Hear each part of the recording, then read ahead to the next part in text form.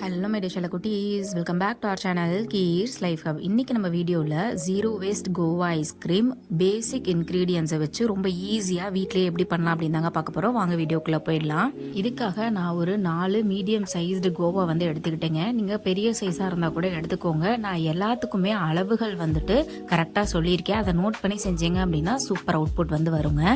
ரொம்ப பழுக்காமல் ஓரளவுக்கு ஹாஃப் ஸ்டேஜில் வந்து நம்ம இருக்கிற கோவா எடுத்துக்கிட்டோம் அப்படின்னா நம்மளுக்கு வந்து அதோட டேஸ்ட்டும் நல்லாயிருக்கும். நம்மளுக்கு இதுலேயே ஊற்றி வச்சு ஜீரோ வேஸ்ட்டில் பண்ணுறதுக்கும் சூப்பராக இருக்குங்க. இந்த மாதிரி நம்ம எடுத்த கோவாவை ஹாஃபாக கட் பண்ணிக்கோங்க.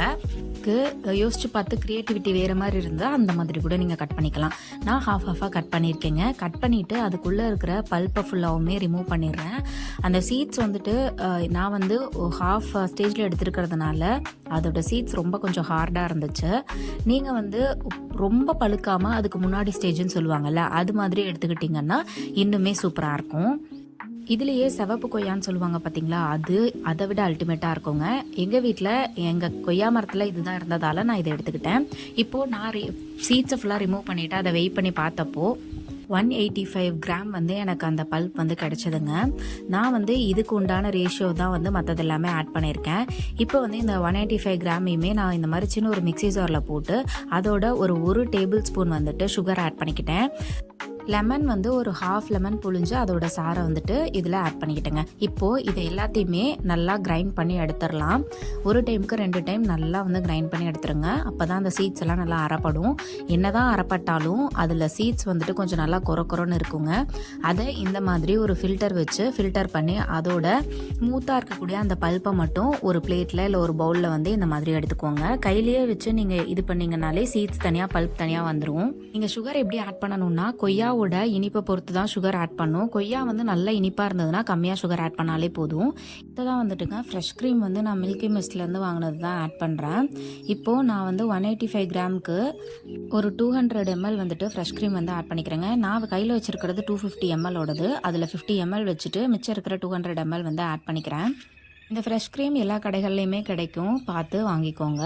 இப்போது நம்ம இந்த ஃப்ரெஷ் க்ரீமை ஆட் பண்ணிவிட்டு இந்த மாதிரி ஒரு குண்டாவில் ஒரு பீட்டர் வச்சுக்கோங்க.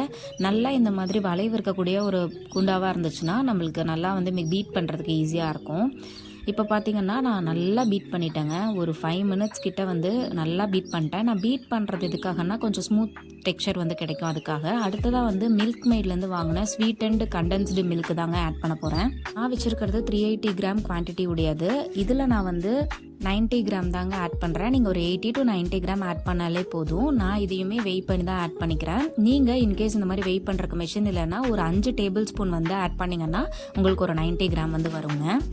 நான் 90 கிராம்னு சொல்கிறேன், ஆனால் நான் வந்து ஊற்றும் போது ஒரு 8 கிராம் அதிகமாக வந்துருச்சு. அது ஒன்றும் பிரச்சனை கிடையாது. ஸோ நீங்கள் வந்து ஒரு 4 to 5 டேபிள் ஸ்பூன் அல்லது வந்து 80 to 90 கிராம் வந்து sweet and condensed milk add பண்ணாலே போதுமானது. இப்போது நாம் எடுத்துருக்கக்கூடிய இந்த கண்டென்ஸ்டு மில்கையும் முன்னாடியே நம்ம பீட் பண்ணி வச்சுருக்கிற ஃப்ரெஷ் க்ரீம் கூட ஆட் பண்ணிக்கலாம். ஃப்ரெஷ் க்ரீமை பீட் பண்ண அளவுக்கு இப்போது நம்ம மிக்ஸ் பண்ணுற இந்த கண்டென்ஸ்டு மில்கை பீட் பண்ண தேவையில்லை. லைட்டாக வந்துட்டு ஒரு 4-5 தடவை நல்லா ஜென்டிலாக மிக்ஸ் பண்ணி கொடுத்தாலே போதுமானது. இப்போ வந்து பார்த்திங்கன்னா முன்னே இருந்ததை விடவே கொஞ்சம் டெக்ஸ்சர் வந்து நல்லா திக் டெக்ஸ்சராக வந்து நம்மளுக்கு கிடச்சிருக்கும்.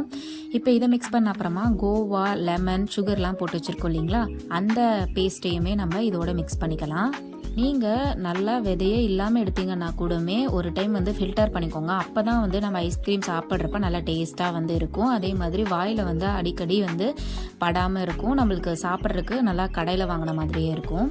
இப்போ நம்ம கட் பண்ணி வச்சோம் இல்லைங்களா அந்த பவுல் மாதிரியான கொய்யாக்காவோட அவுட்டர் லேயர், அதை வந்துட்டு நம்ம எடுத்துக்கலாம். அதில் இப்போ நம்ம நல்லா மிக்ஸ் பண்ணியிருக்கக்கூடிய இந்த மிக்சரை வந்துட்டு ஒவ்வொரு பவுல்லையுமே ஊற்றிக்கலாங்க. இப்போ பார்த்தீங்கன்னா நல்லா வந்துட்டு கலந்துக்கோங்க. ரொம்ப பீட் பண்ண தேவையில்லை. நல்லா எல்லாமே கலந்து வர்ற அளவுக்கு நல்லா மிக்ஸ் பண்ணிவிட்டு இப்போ நம்ம வந்து எடுத்துருக்கக்கூடிய எல்லா பவுல்லையுமே நம்ம வந்து ஊற்றிக்கலாம். பார்த்து பொறுமையாக கொஞ்சம் கொஞ்சமாக ஆட் பண்ணிக்கோங்க. கீழே வந்து வழிஞ்சிடும். ஏன்னா அது ரொம்ப வந்து க்ரீமியாக இருக்கிறதால டக்குன்னு வந்து ஃபில் ஆகிட்டு கீழே வழிஞ்சிரும். இப்படி நம்ம செய்கிறதால நம்மளுக்கு வந்துட்டு ரொம்ப ஆர்கானிக்காக வீட்லேயே வந்து செஞ்சு சாப்பிட்ற ஃபீல் வந்து இருக்குங்க. கடையில் வாங்கும்போது ஒரு கில்ட் இருக்கும், என்ன ஆட் பண்ணுறாங்க என்னன்னு தெரியாமல். அதே மாதிரி வீட்டில் குழந்தைங்களுக்கும் கொடுக்க முடியாது. இப்படி நம்ம செய்கிறப்போ குழந்தைங்க கூட நல்லா விரும்பி சாப்பிடுவாங்க. இது நான் வந்து நைட்டு வச்சு காலையில் வந்து எடுக்கிறேங்க. இதுவே நீங்கள் வந்து பகலில் செய்கிறீங்கன்னா ஒரு 8 to 9 hours வந்து ஃப்ரீசரில் வச்சுட்டு எடுத்தீங்க அப்படின்னா சூப்பராக வந்து ஐஸ்கிரீம் ரெடி ஆகிடும். நான் வந்து இதில் ஊற்றி வச்சது போக கொஞ்சம் இருந்துச்சு, அதை பவுல்லையுமே நான் தனியாக ஊற்றி வச்சுருக்கேன்.